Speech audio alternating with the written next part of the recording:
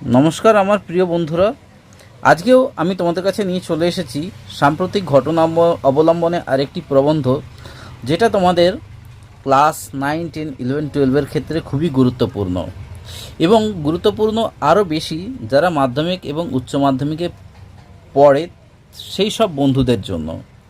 তো আমি সেই সব বন্ধুদের উদ্দেশ্যেই আমি বলবো যে প্লিজ তোমরা এই রচনাটা পারলে লিখে নেওয়ার চেষ্টা করো, কারণ এই সব রচনা কিন্তু তোমরা কিন্তু বইতে অনেকটাই পাবে না, অনেক বই আছে যেগুলো পাবে না। তো আমি সেই সব রচনা নিয়েই কিন্তু প্রবন্ধ রচনা নিয়েই কিন্তু আমি কিছু দিন ধরে আমি এখানে কনসেন্ট্রেট করছি এবং তোমাদের কাছে উপস্থাপন করছি এই সব নতুন নতুন প্রবন্ধ মানে সাম্প্রতিক ঘটনা অবলম্বনে। তো তোমরা প্লিজ লিখে নাও। আশা করি তোমাদের প্রত্যেকটা এই প্রবন্ধগুলো কিন্তু খুবই সহজ এবং সরল লাগবে। তো সময় অতিবাহিত না করে আমি তোমাদের কাছে তুলে ধরছি প্রবন্ধটা, তো তোমরা প্লিজ দেখো। তো আজকে যে প্রবন্ধটা নিয়ে আলোচনা করব সেটা হচ্ছে জিএসটি বিল।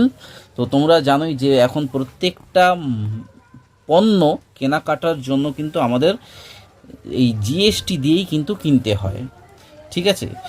তো আর এই জিএসটির ফুল ফর্ম হচ্ছে গুডস অ্যান্ড সার্ভিসেস ট্যাক্স, ঠিক আছে? গুডস মানে হচ্ছে পণ্য এবং সার্ভিসেস ট্যাক্স।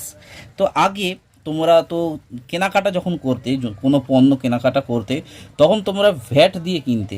অর্থাৎ তোমরা যদি ধরো একটা দোকান থেকে, মুদির দোকান থেকে যেসব রয়েছে সেখান থেকে তুমি লজেন্স বা তোমরা যদি চিপসটাও যদি কিনতে যেতে, তখন কিন্তু তোমাদের ভ্যাট দিয়ে কিনতে হতো, অর্থাৎ ভ্যালু অ্যাডেড ট্যাক্স দিয়ে কিনতে হতো। এখন সেই ভ্যাটটা উঠে গিয়ে এখন আমাদের কেন্দ্র সরকার জিএসটি বিল পাশ করিয়ে সেটা আইনে করেছে এবং সেটাই নিয়ে আমি তোমাদের কাছে আলোচনা করব। তো দেখো, ভূমিকা দিয়ে শুরু করছি। মনুসংহিতা হচ্ছে বেদ, যেমন তোমাদের একটা কাব্যগ্রন্থ আমাদের হিন্দু সমাজের, সেমনি মনুসংহিতাও সেমনি একটা কাব্যগ্রন্থ, যেটা ওখানে বলা হয়েছে যে যোগ যেমন মানুষের রক্ত চুষে নেয়, মানুষ তা জানতে পারে না, পরোক্ষ কর গ্রহণের নীতিও কিন্তু তেমনি। ভারতবর্ষে দীর্ঘদিন যাবৎ পরোক্ষ করের ক্ষেত্রে এই নীতি চালু ছিল, কিন্তু বিশ্বায়নের পর বাজার সর্বস্ব অর্থনীতির মানদণ্ড পরোক্ষ করের ক্ষেত্রে এলো পরিবর্তন, এলো ভ্যাট বা মূল্যযুক্ত কর ব্যবস্থা। মানে জিএসটি আসার আগে, অর্থাৎ জিএসটি যেটা বললাম গুডস অ্যান্ড সার্ভিসেস ট্যাক্সেস, তো এই ভ্যাট বা মূল্যযুক্ত কর ব্যবস্থা যা চালু হয় 2010-এর 1 এপ্রিল থেকে। এরপর মেক ইন ইন্ডিয়াকে সাফল্য দিতে গিয়ে এলো জিএসটি, যা চালু হয়েছে 1 জুলাই 2017 থেকে। দীর্ঘদিন ধরে প্রচলিত পরোক্ষ কর কাঠামোতে এই পরিবর্তন জনমানসে তাই ক্রিয়া প্রতিক্রিয়ার সৃষ্টি করেছে। এবার দেখে নাও জিএসটি কি, যেটা তোমাদেরকে কিছুক্ষণ আগেই বললাম যে জিএসটির পুরো নাম হচ্ছে গুডস অ্যান্ড সার্ভিসেস ট্যাক্স, অর্থাৎ উৎপাদিত সামগ্রীর উৎপাদন। মানে উৎপাদিত সামগ্রী মানে কি, যে কোনো যে আমরা জিনিস উৎপাদন করছি, অর্থাৎ ধরো একটা লজেন্স বানাচ্ছি, এই উৎপাদিত সামগ্রীর উৎপাদন ও ক্রয়ের জন্য উৎপাদন করছি এবং কেনার জন্য যে অভিন্ন কর আমাকে দিতে হচ্ছে, এটা কি বলা হয়? Goods and service taxes.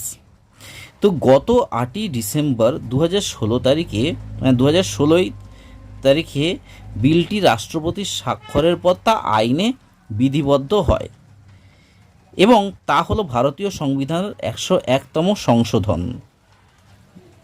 বিলটি রাজ্যসভায় 3 আগস্ট 2016 ও লোকসভায় 8ই আগস্ট 2016 তারিখে কি পাশ হয়। কেন্দ্রীয় সরকার 1 জুলাই 2017-তে মানে 17 থেকে তা লাগু করেছে সারা দেশে, প্রায় সারা দেশে লাগু করেছে। এর আগে 2000 সালে অটল বিহারী বাজপেয়ী এই জিএসটি মডেলকে কিন্তু গ্রহণ করার কথা বলেছিলেন, যাতে এই জিএসটিটা সারা দেশে চালিত হয়। পরে পি চিদম্বরম, তোমরা তো জানোই পি চিদম্বরমের কথা, পরে পি চিদম্বরম, তো তোমরা যদি না জানো আমি পি চিদম্বরম সম্পর্কে আরেকটি প্রবন্ধ রচনা আমি তোমাদের সঙ্গে শেয়ার করব, বা এই ব্যক্তিটা কে সে সম্পর্কেও আমি তোমাদের কাছে ডিটেলসে একটা তোমাদের কাছে আলোচনা করব। পরে পি চিদম্বরম 2010 থেকে এই বিল দেখো চালু করার লক্ষ্যে একটি কমিটি গঠন করেছিলেন। বর্তমানে বিজেপি সরকার এই বিল পাশ করে পরোক্ষ করের ক্ষেত্রে অভিন্ন কর ব্যবস্থার এক দিশা দেখান। এটা খুবই একটা কী বলবো, খুবই ভালো জিনিস এই জিএসটিটা। দেখো এরপর তোমাদের কিন্তু খুব ভালো লাগবে। এরপর দেখে নাও প্রেক্ষাপট। সারা পৃথিবীতে বিশ্বায়নের ফলে অর্থনীতির ক্ষেত্রে নানান পরিবর্তন দেখা দিয়েছে। যেহেতু এই অর্থনৈতিক ব্যবস্থা বাজার কেন্দ্রিক ও প্রতিযোগিতা ভিত্তিক, তাই জাতীয় অগ্রগতির সূচককে বাড়াতে হলে চাই অভিন্ন পরোক্ষ কর ব্যবস্থা, যার সূত্রে এসেছিল ভ্যাট এবং পরে জিএসটি। বাজার অর্থনীতিকে চাঙ্গা করতে হলে, মেক ইন ইন্ডিয়া নীতিকে বাস্তবায়িত করতে হলে এই জিএসটির কিন্তু গুরুত্ব অনস্বীকার্য, মানে খুবই গুরুত্বপূর্ণ এই জিএসটিটা।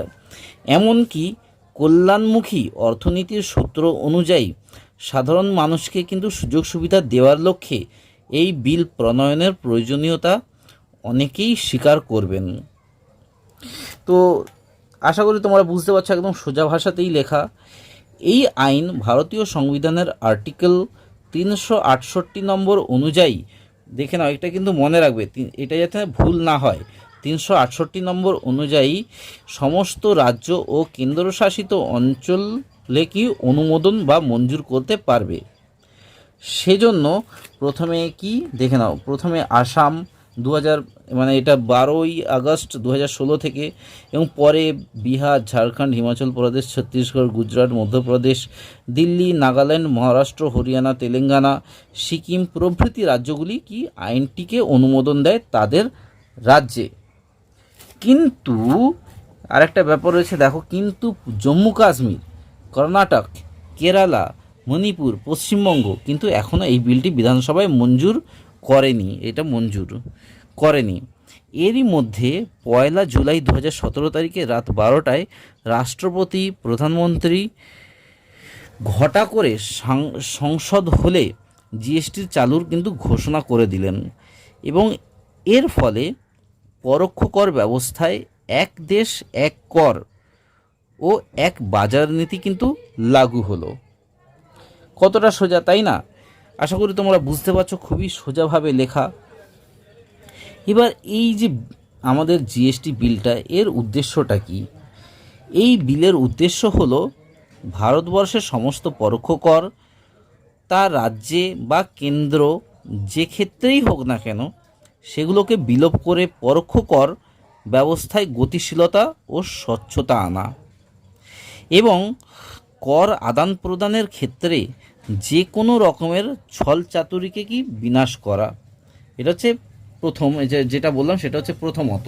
ঠিক আছে, তাহলে কি না সেগুলোকে বিলোপ, এই যে দেখো, তা রাজ্য এবং কেন্দ্র যেই হোক না কেন সেগুলোকে কি বিলোপ করে পরোক্ষ কর ব্যবস্থায় গতিশীলতা ও স্বচ্ছতা আনা, যাতে ট্যাক্স সবাই যে দিচ্ছে সেটা কিন্তু পরিষ্কার পরিচ্ছন্ন করা, এবং কর আদান প্রদান যে হচ্ছে সেটা কোনো রকমের ছলচাতুরিতে বিনাশ করা যাতে শেষ হয়।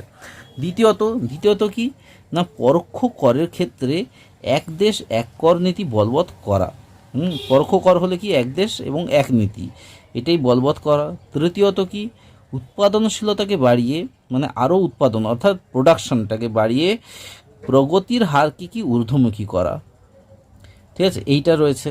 চতুর্থত কি, এই উদ্দেশ্য, এইসব মানে এই যে জিএসটি করার উদ্দেশ্য এইগুলো। কর ব্যবস্থায় জিডিপি এবং ট্যাক্স রেটের মধ্যে ভারসাম্য আনা। তাহলে কি, কর ব্যবস্থায় জিডিপি এবং ট্যাক্স রেটের মধ্যে কি ভারসাম্য আনা। শুধু তাই নয়, যে সমস্ত ব্যবসায়ী প্রস্তুতকারক সংস্থা অর্থাৎ প্রোডাকশন করে, ঠিক আছে, প্রস্তুতকারক সংস্থা, হোলসেলার, রিটেলার ও চাকুরিজীবীরা একই জিনিসের ক্ষেত্রে একাধিকবার কর দেন। ঠিক আছে, একই জিনিস ক্রয়ের ক্ষেত্রে কি একাধিকবার কর দেন, তাদের সেই কষ্ট লাঘব করাও এই ব্যবস্থার কিন্তু অন্যতম উদ্দেশ্য। এরপর কি সুবিধা কি, দেখো এই জিএসটির সুবিধা না, এই কর ব্যবস্থায় সুবিধা হলো, 1 নম্বর দেখো, 17টি পরোক্ষ কর কিন্তু সহজ হলো। কেন্দ্র ও রাজ্যের প্রচুর অর্থ কিন্তু আয় হবে এতে জিএসটির ফলে। আর 3 নম্বরটা কি না, বিভিন্ন রাজ্যের শিথিল ও খণ্ডিত কর কাঠামোকে, দেখো এরপরটা মানে বিভিন্ন রাজ্যকে শিথিল এবং খণ্ডিত, মানে খণ্ডিত মানে কি আলাদা আলাদা যে কর ট্যাক্স ছিল সেই কর কাঠামোকে কি সম্পূর্ণতা দেবে, মানে একদম পুরো সম্পূর্ণ হয়ে যাবে। সীমান্তে মাল পরিবহনকারী গাড়িকে বারবার যে কর দিতে হবে না, যে এই রাস্তা দিয়ে যাচ্ছে একবার কর দিল, ওই রাস্তা দিয়ে যাচ্ছে আরেকবার কর দিল, সেক্ষেত্রে আর হবে না। ঠিক আছে, 4 নম্বর পয়েন্টটা। 5 নম্বর পয়েন্টটা কি না, মূল দ্রব্যের উৎপাদনের ক্ষেত্রে কর, মানে মূল দ্রব্য ধরো উৎপাদন করছে, সেক্ষেত্রে কর 12 থেকে 14% কমবে। আন্তঃরাজ্য কর কাঠামো ব্যবস্থা থাকার কারণে উৎপাদিত সামগ্রীর প্রতিযোগিতা বাড়বে। তাহলে কি মানে উৎপাদন বাড়বে, রাজ্যের হাতে 2% পর্যন্ত কর নির্ধারণ করার ক্ষমতা থাকবে। তাহলে 2% পর্যন্ত কর অতিরিক্ত নিতে পারবে কি রাজ্য সরকার। এবং অন্যান্য কর নীতির 8 নম্বরটা দেখুন, অন্যান্য কর নীতির ফলে উৎপাদিত সামগ্রীর দাম কিন্তু সস্তা হবে। তাহলে কি ওই যে অভিন্ন মানে আলাদা রকমের কোনো কর হবে না, তাই অভিন্ন কর নীতির ফলে উৎপাদিত সামগ্রীর কিন্তু দাম সস্তা হবে। জিডিপির হার ঊর্ধ্বমুখী হবে, অর্থাৎ আলটিমেটলি কিন্তু আমাদের দেশেরও উপকার হবে এবং অনলাইনে কেনাকাটা আরও সহজ হবে এই জিএসটির ফলে। এবার দেখে নাও এই জিএসটির ফলে অসুবিধাগুলো কি কি রয়েছে। অসুবিধা দেখতে পাচ্ছি অনেক কিছু অসুবিধা, দেখা যাক কি কি না। এই কর কাঠামোর ক্ষেত্রে বাইরে রয়েছে পেট্রোলিয়াম ও অ্যালকোহলজাত দ্রব্য, অর্থাৎ অ্যালকোহল তোমার তো জানোই যে অনেকে বলে অনেকে দারু বলে, তো সেটাই বলছি, পেট্রোলিয়াম এবং অ্যালকোহলজাত দ্রব্য কিন্তু সামগ্রী, এগুলো কিন্তু জিএসটির বাইরে। ফলে এই সব দ্রব্য সামগ্রীর ক্ষেত্রে নিয়ন্ত্রণ সরকারের থাকবে না। অবশ্য ডিজেল ও পেট্রোলের বর্তমান কর 57% হওয়ায় এবং জিএসটিতে সর্বাধিক 28% কর হওয়ায় সরকার এক্ষেত্রে চালাকির আশ্রয় নিয়েছে। কারণ ডিজেল ও পেট্রোল জিএসটির বাইরে। তাছাড়া সাধারণ মানুষ কিন্তু যেহেতু উৎপাদিত সামগ্রীর খরচ ও পরিষেবা কর সম্বন্ধে সম্যক অবহিত নয়, তাই তাদের ক্ষেত্রে কিন্তু অসুবিধা হওয়া স্বাভাবিক। এমনকি দেখে নাও, এমনকি এই অভিন্ন কর ব্যবস্থা প্রয়োগের জন্য যে পরিকাঠামো দরকার তারও একান্ত অভাব। আশা করি বুঝতে পারছো, একদম সোজা ভাষায় লেখা। তাছাড়া ভ্যাট 12.5% থেকে জিএসটি 16% করায় পঞ্চায়েত স্তরে তার বিরূপ প্রভাব পড়বে। সর্বোপরি সাধারণ জনগণ এ ব্যাপারে কিন্তু এতটাই মূর্খ যাকে বলা হয়, জানে না যে সরকার যে পথে তাদের নিয়ে যাবে বা বোঝাচ্ছে তা তাদের মেনে নিতে হচ্ছে। যেখানে দেশের অর্থনীতিতে জিডিপি নিম্নমুখী, মানে আমাদের এখন আমাদের দেশের জিডিপি নিচের দিকে যাচ্ছে, নিম্নমুখী এবং দীর্ঘস্থায়ী উন্নয়নের স্বপ্ন অধরা, সেখানে কিন্তু স্বচ্ছ ভারত অভিযানে আপামর ভারতবাসীর কাছে প্রচার ও রাজনৈতিক কৌশল ছাড়া আর কি হতে পারে। উপসংহারে আমরা কি বলতে পারি দেখে নাও, একটি অভিন্ন বাজার হলো ভারত। এই লক্ষ্যে জিএসটির সাফল্য কতটা আসবে তা কিন্তু ভবিষ্যতই বলতে পারবে। তবে আর্থিক প্রগতি ও সুষম প্রতিযোগিতার লক্ষ্যে বিগত বছরের পরিসংখ্যানের সাফল্যের নিরিখে পরিবহন খরচ কমিয়ে পরোক্ষ কর ব্যবস্থায় দুর্নীতি দূর করে স্বচ্ছতা আনতে এই পদক্ষেপ যে সময়োপযোগী তা কিন্তু বলা বাহুল্য। তো বন্ধুরা, আজকের প্রবন্ধটা তোমাদের কেমন লেগেছে প্লিজ সেটা কমেন্টের মাধ্যমে জানিও। আজকের প্রবন্ধটা এইটুকুনি।